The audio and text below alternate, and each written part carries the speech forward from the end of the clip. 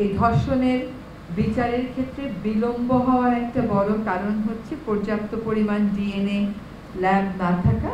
এই মুহূর্তে একটি মাত্র আছে। আজকে সিদ্ধান্ত হয়েছে যে আমরা চট্টগ্রামে এবং রাজশাহীতে দ্রুততার সাথে আরো 2টা ল্যাব ডিএনএ ল্যাব স্থাপন করব।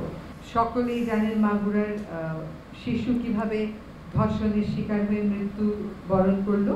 একইভাবে আমরা বরগুনাতেও দেখেছি যে একজন হিন্দু সম্প্রদায়ের একটি মেয়ে তার ধর্ষণের শিকার তো সে হয়েইছে, ওটার বিচার চাইতে গিয়ে তার বাবাও অভিযোগ করা হচ্ছে যে তাকে মেরে ফেলা হয়েছে নির্মমভাবে।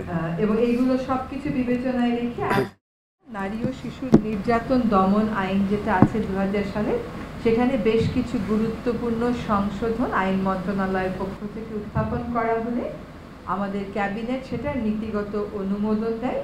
ইতোমধ্যে আমরা কিছু মতামত পেয়েছি, যে মতামতগুলো পেয়েছি এগুলো যাচাই বাছাই করব আমরা কাল পরশু, এবং বৃহস্পতিবারে এই অ্যামেন্ডমেন্টটা আমরা চূড়ান্তভাবে অনুমোদন দেবে বলে আশা করছি, উপদেষ্টা মণ্ডলী অনুমোদন দিবেন বলে আশা করছি।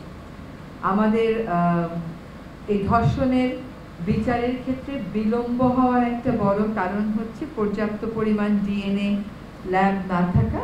এই মুহূর্তে একটি মাত্র আছে। আজকে সিদ্ধান্ত হয়েছে যে আমরা চট্টগ্রামে এবং রাজশাহীতে দ্রুততার সাথে আরো 2টা ল্যাব ডিএনএ ল্যাব স্থাপন করব। আরেকটা সিদ্ধান্ত হয়েছে যে বিশেষ জুডিশিয়াল সার্ভিস কমিশনের মাধ্যমে দ্রুত কিছু সংখ্যক বিচারক নিয়োগ দেওয়ার প্রক্রিয়া শুরু করা হবে, যাতে করে ধর্ষণ সহ অন্যান্য মামলার বিচার প্রক্রিয়া ত্বরান্বিত করা যায়।